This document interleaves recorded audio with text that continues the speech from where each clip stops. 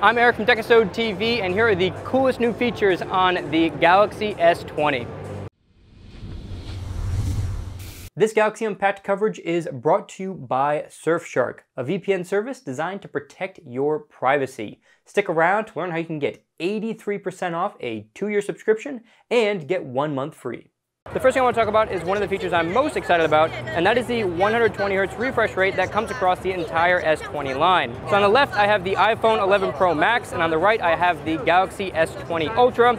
And I have the 120Hz mode turned on here, and if I start scrolling up and down, you might not be able to tell the difference because this is filmed at 30 frames per second, but in person, this is a huge difference. The smoothness is just unbelievable. I was completely blown away when I saw the 120Hz display the first time. Now here's a video that was filmed at 240 frames per second, so you guys can really see the difference kind of slowed down. So as you can see, there's a lot of stuttering on the iPhone 11 Pro Max, and much less stuttering on the Galaxy S20 Ultra. There is one caveat with the 120Hz display, and that is that you have to be in Full HD Plus resolution, which is 2400 by 1080. So if I open this and I go to WQHD and I click apply, then you're going to see that it goes back to the standard 60Hz refresh rate, which is what you get on the iPhone 11 Pro Max.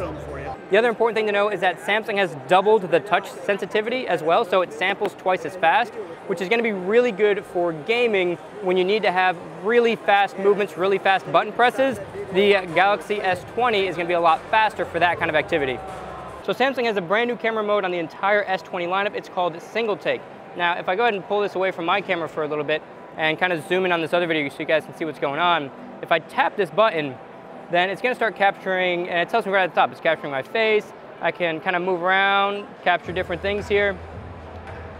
And it's going to use all the different cameras. Now, obviously, this is the front-facing camera, so it's only going to grab pictures with the front-facing camera. But if I was using the rear cameras on the other side, if I switch around here and use the rear camera and I do the same thing, then it's going to capture a bunch of pictures using all the different lenses and different camera modes as well. So it may use like a portrait mode or something like that.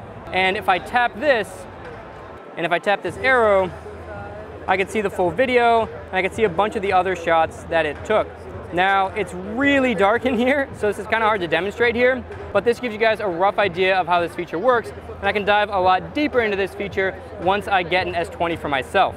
Next, we're going to be talking about the feature you guys are probably most excited about, and that is the 108 megapixel camera on the S20 Ultra. And I'm going to be comparing that to the main shooter on the Galaxy Note 10 Plus, the iPhone 11 Pro Max, and the Google Pixel 4 XL. But first, a word from today's sponsor, Surfshark. If you've ever used public Wi-Fi at airports, coffee shops, or hotels, then you've probably given away your passwords to everyone around you.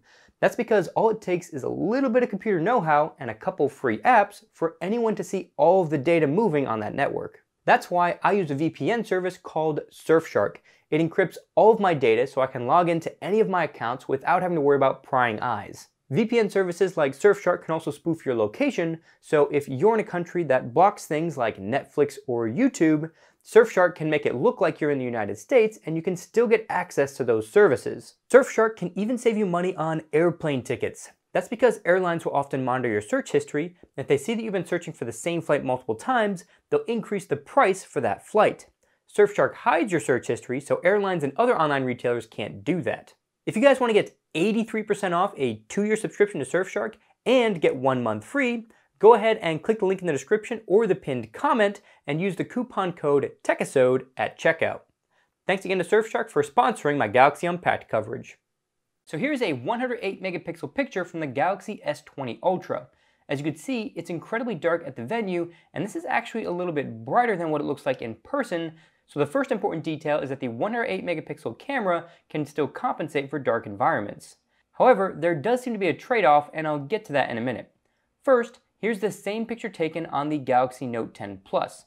You can see that the exposure is about the same, and the shots look very similar. Next, we have the iPhone 11 Pro Max. The iPhone image is brighter because it'll automatically take multiple shots and combine them to get a brighter image. Next, we have the Google Pixel 4 XL, which is about as bright as the iPhone 11 Pro Max, but maintains better contrast. When we zoom into the same part on all 4 photos, we get some interesting results. The 108 megapixel photo doesn't actually seem to be any sharper than the other images, and it really just comes down to a difference in contrast and brightness between all the photos, as well as a slight difference in noise across the board. But before you start commenting about how the 108 megapixel camera isn't that great, I think I know what's going on here. Samsung uses a technology called pixel binning, which groups adjacent pixels together in order to get a brighter image. This sacrifices some usable resolution, which would explain why we don't see a sharper image on the 108 megapixel camera versus the competition. Unfortunately, the only way to know for sure is to test the cameras in normal lighting conditions, not cave-like conditions like we get at a Samsung event.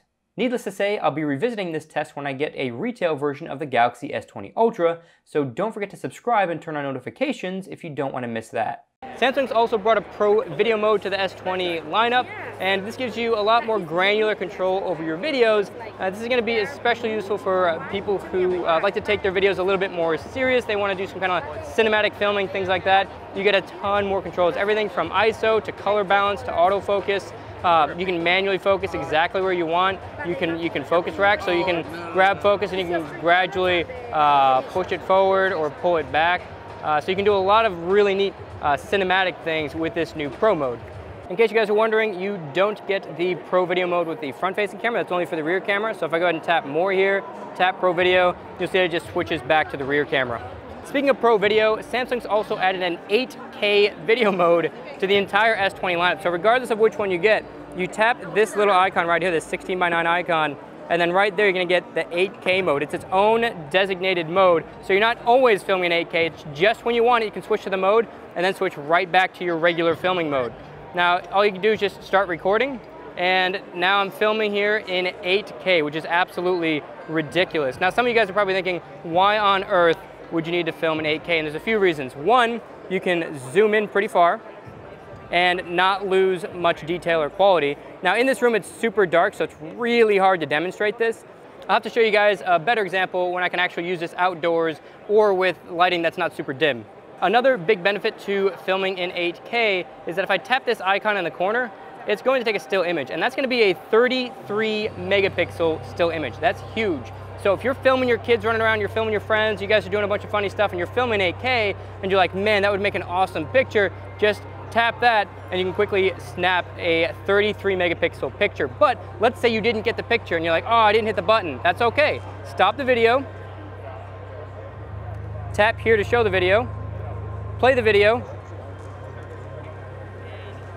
scrub over to where you want to get a picture from, and then tap this icon in the corner, and that is also going to take a 33 megapixel photo. If I zoom up here, you can see that that works out to 33 megapixels, which is absolutely ridiculous. So there are some use cases for 8K.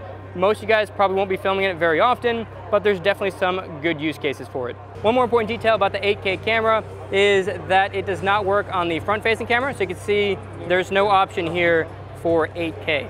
However, you can film in 4K at 60 frames per second with the front-facing camera. Another reason you guys might not be using the 8K camera too often is that just 10 seconds of recording ate up about 100 megabytes of storage, which is a lot, especially when you think about the fact that a minute would eat about 600 megabytes of storage. Fortunately, the base model of the S20 comes with 256 gigs of storage, and you can get up to a 1 terabyte micro SD card expansion as well on all of the S20 lineups. So really you're looking at a minimum of 1.25 terabytes of storage if you add that micro SD card in there. So I suppose space isn't really too big of a concern when it comes to the S20 lineup, but I thought that was something you guys would want to know about. Samsung's added yet another major camera improvement, and that is the addition of a 40 megapixel camera for the front-facing sensor, specifically on the S20 Ultra. So if you splurge a little bit extra, you get that 40 megapixel camera, which is nuts. But by default, you're gonna get the, I think it's about 6.5 megapixels if you leave in this 4:3 mode. But if I tap this and I go to 40 megapixel, the image gets a little bit wider, the angle gets a little bit wider, and you get a much more crisp shot, which is pretty ridiculous. So let me go ahead and just grab a picture here.